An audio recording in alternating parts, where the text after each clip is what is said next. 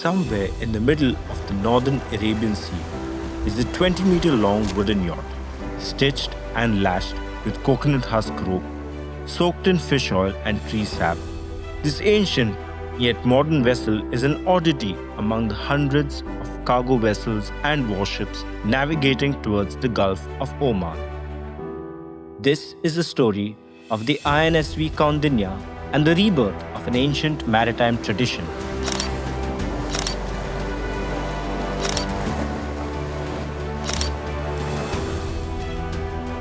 The ship, the Kaundinya, sailed out on her maiden overseas voyage on December 29th from Porbandar, Gujarat. She will take approximately 15 days to sail to Muscat, Oman.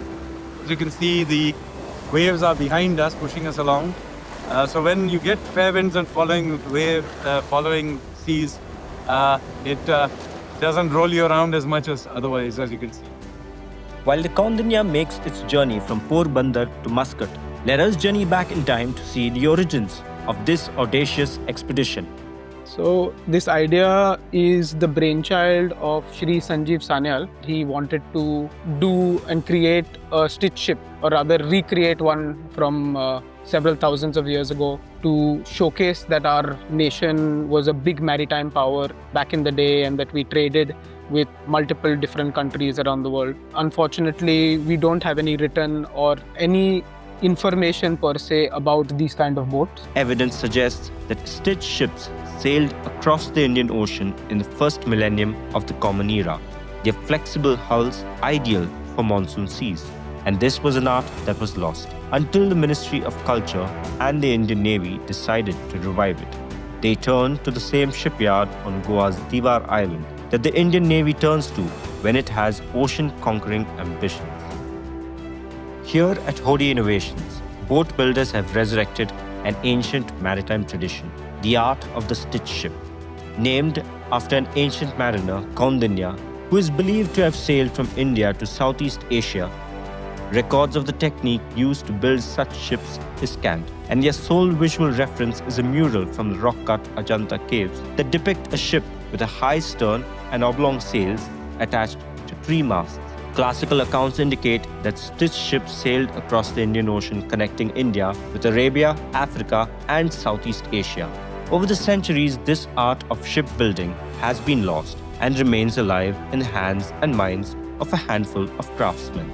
Guiding the process of stitching the boat is Babu Shankaran, one of India's last remaining master shipwrights. He hails from Vadakara in Kerala.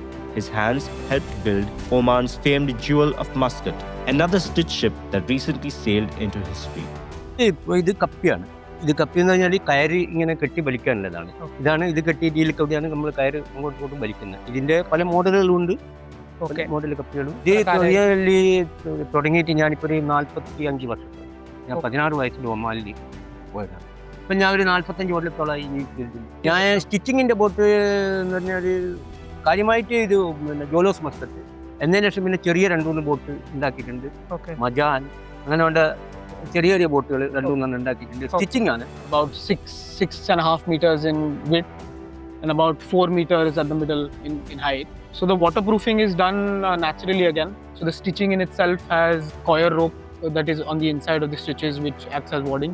Additionally, between each plank, there is a mixture of fish oil and tree sap called kundrus that is applied on every joint, and cotton gauze-like material is placed, after which all the joints are made.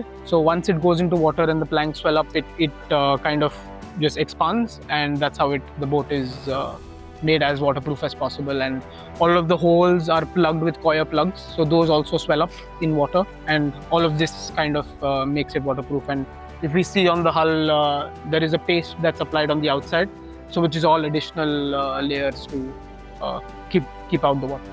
Today, the revival of stitch shipbuilding and sailing them across the seas stands as a tribute to India's indigenous maritime genius. It reflects the craftsmanship and precision of Indian artisans. This voyage to Oman is a tribute to voyages remembered in Odisha's Baliyatra festival and to the merchant guilds who once crossed distant waters with nothing more than wind, wood, rope, and hope.